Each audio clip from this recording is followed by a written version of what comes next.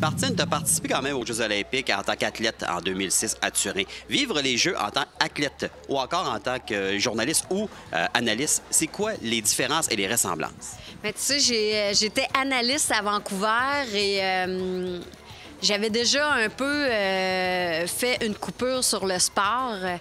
Et en tant qu'athlète, de mes 3 jeux que j'ai vécus, là, je te dirais que les Jeux de Turin, ça a été mes meilleurs parce que quand tu es là comme athlète, c'est comme ta récompense à toi, c'est ton événement à toi.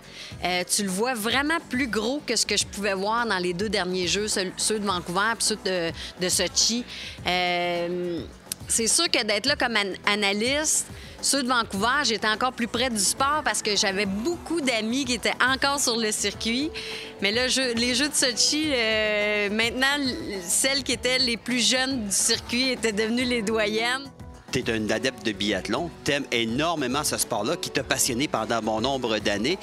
Parle-nous un petit peu de ton travail que tu as eu à justement être analyste en biathlon.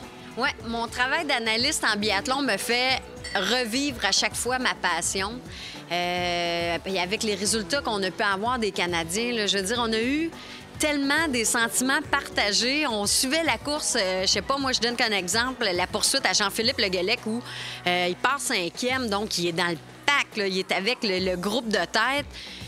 Il est premier à un moment donné, il chute, il brise sa course. Tu sais, ça fait comme un peu des montagnes russes. Tu vis des émotions comme si tu étais sur le terrain. C'est sûr que, tu sais, je repense à mes années passées quand j'étais athlète.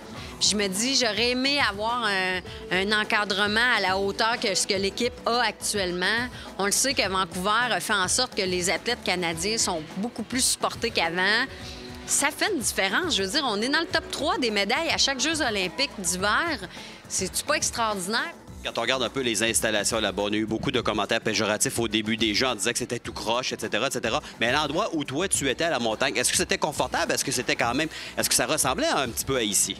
Bien, moi, où j'habitais, c'est comme la région média. Là. Il y a comme un petit village quand même assez gros là, qui a été créé puis qui n'était pas terminé. Là. Je veux dire, chaque jour, on se levait puis il y avait un bout de trottoir de fait ou de terminé. Si tu voulais être dans l'action, il fallait que tu marches un peu plus loin, là, où il y avait la Maison du Canada puis certaines des autres maisons des autres pays à la montagne. Puis là, tu avais un peu plus l'ambiance, mais encore là... Tu sais, c'est le fun de voir autre que juste des Russes, là, touristes passer dans le coin. Aux Jeux de Vancouver, aux Jeux de Turin, c'était ça. Tu voyais des gens de tous les pays. Évidemment, les Olympiques, on raconte que c'est très festif, qu'il y a une belle ambiance, etc., etc. Mais est-ce que tu as le temps quand même de fêter? Est-ce que tu as le temps de prendre des bonnes petites bouffes ou encore tu es vraiment omnubilé par le travail? Festif, pas vraiment, parce que... C'est pas dans mes habitudes, là. Puis même, tu sais, t'arrives là, puis tu vis dans ton décalage horaire, t'essaies de repousser ça un peu, puis d'avoir ton rythme de vie normal.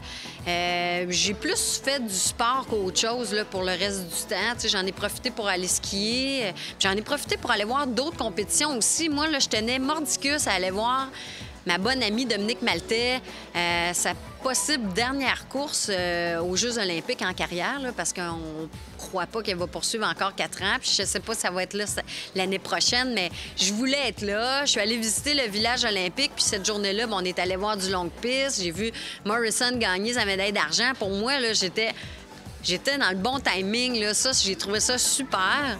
Mais de là à être festif avec... on a, oui, eu une soirée festive, je te dirais, au match, la finale A, là, parce qu'on l'appelle comme ça, les États-Unis contre le Canada au hockey. C'était comme une finale. Puis on s'est fait quelque chose au Centre Média à la montagne.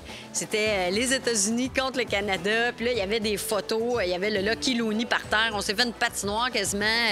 Ça a été festif. Ça a été le fun parce que les Russes, les Finlandais, des médias sont venus avec nous puis ont fêté cette soirée-là.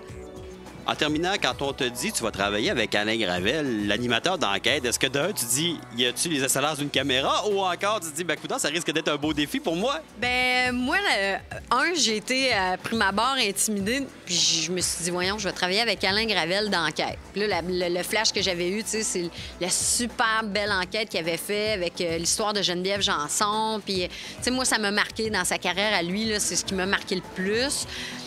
Mais quand je l'ai rencontré, parce qu'on a eu des pratiques, quand je l'ai rencontré les premières fois, je l'ai vu qu'il était passionné de ce qu'ils font. Il me restait juste à lui faire apprendre c'était quoi, à lui apprendre c'était quoi le biathlon.